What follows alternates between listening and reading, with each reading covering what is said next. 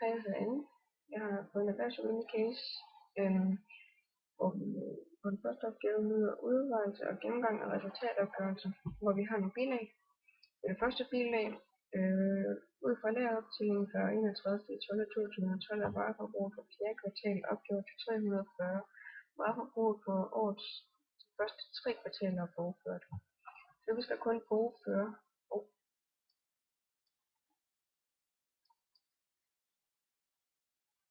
Hej, jeg hedder Anne. Jeg har fået en erhvervsøkonomi case træning, hvor første opgave møder udarbejdelser og gennemgang af årets regnskab.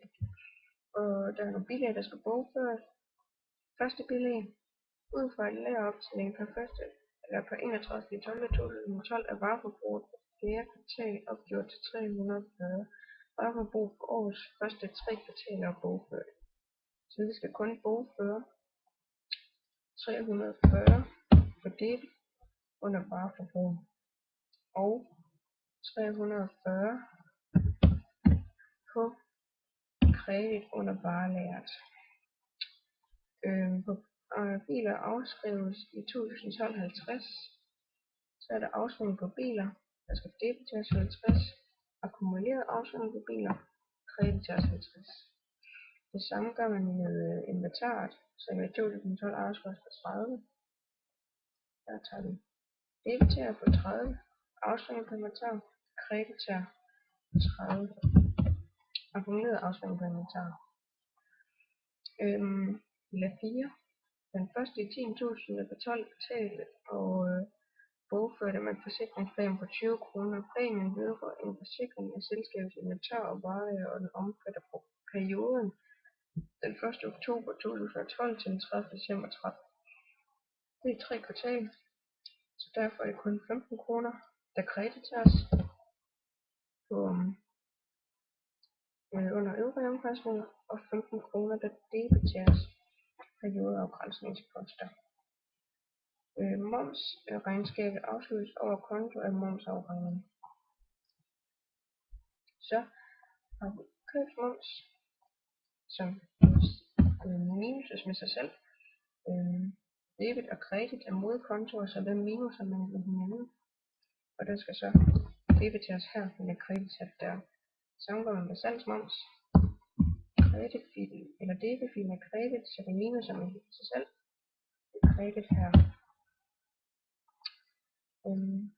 Så tager man privatforbruget for 2012 afsluttes over kapitalkonto. Så har vi privatforbrug for 400, som skal fjernes som minuser og flytter over i kapitalkonto. Så har vi alle sammen. Så skal vi lige være sikre på, at det er rigtigt. Ja, og sikker på, at det er rigtigt herovre også. Vi tager autosum af begge. Så skal jeg have debit over i omkostninger og kredit over i indtægter. Og det samme, når vi kommer til balancen, debit i aktiver og kredit i passiver. Så vi har her indtægter, og en kredit her, og en debit. Det er to kontoer, så de skal krydses sammen. Og for eksempel her, debit kredit, det er to modkontoer. Så vi tager debit, som er den højeste, minuser med kredit. Og fordi det er debit, der er den højeste, så skal den stå i omkostninger. Hvis det var kredit, der var den højeste, så skulle det stå i indtægter. Så det gør jeg. Plus her. Det gør jeg hele vejen ned. Så jeg tror, at hvis jeg har fået fat i det, så er det jo bare fint. Så jeg pauser lige, gør det færdigt, og så starter jeg videoen igen. Så er det gjort, både i resultatopgørelse og balancen. Nu skal jeg se, om det stemmer. Så jeg tager autosum af omkostninger og autosum af indtægter. Det giver ikke det samme, men vi er heller ikke helt færdige. Vi tager indtægter og minuser med omkostninger, og det giver overskud. På en måde. Man kan jo godt sige, det er et overskud. Så vi tager omkostninger og plusser med overskuddet, og så går det op. Det samme gør jeg over i balancen. Så autosum her, og autosum her. Vi kan det er vi ikke op her. Så vi tager lige den her og flytter ned. Så overskuddet herover. Så tager vi aktiver plus overskud. Så går det op. Så afslutningsarket færdig. Der er nogle noter her. Og nogle noter her. Dem kan vi finde heromme. Så det skriver jeg lige hurtigt ind. Tallene finder vi om i afslutningsarket. Salgsramme omkostninger 600. Elomkostninger.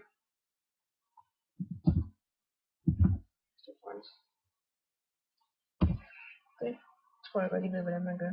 Det gør man bare hele vejen ned. Man skal selvfølgelig plus og minus nogle steder. Så det gør jeg lige hurtigt og pauser min videoen imens. Nu har jeg overført alle, eller fået skrevet alle noterne ind. Så nu kan jeg bruge dem i resultatopgørelsen af balancen. Varesalget tager jeg herom for. Ja. Og vareforbruget. Ja. Det er minus, så. Her er varesalg. Minus vareforbrug. Og jeg skal lige trykke ned først. Minus. Det er meget nemmere, hvis man skriver alle formlerne ind først. Så her, indtjeningsbidrag, det er faktisk bruttofortjeneste minus andre omkostninger, omkostninger. Resultat for renter, indtjeningsbidrag minus afskrivninger og års resultat er resultat for renter plus renteindtægter minus renteomkostninger. Nu kan jeg faktisk bare hælde alle tallene og sætte dem ind.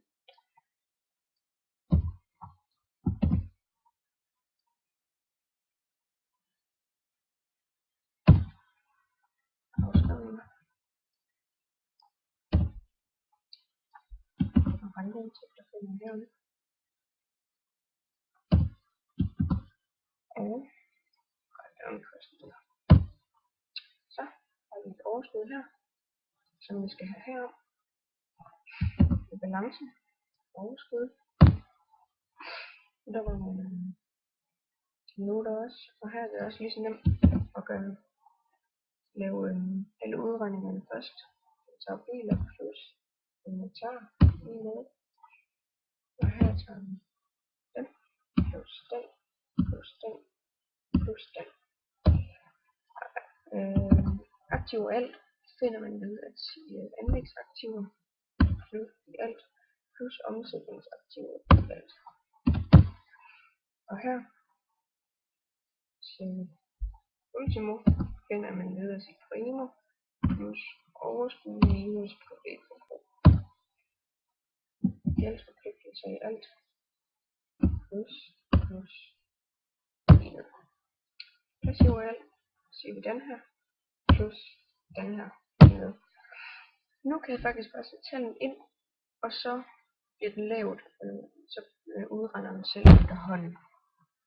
Så vi tager aktiver her, eller anlægsaktiver. Ja. Inventar. Og vi tager lige den sidste. Note 5. Ja. Så er jeg færdig med noterne. Så skal jeg bare hente resten af oplysninger om afslutningsarket. Så varelært. Ja. Varedektorer.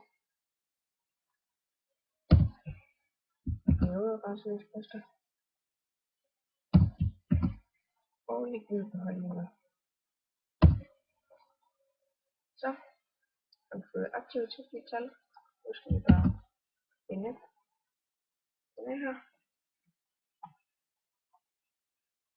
Kapitalkonto. Og privatforbruget har vi fjernet ved minus hinanden. Det er det her. Minus.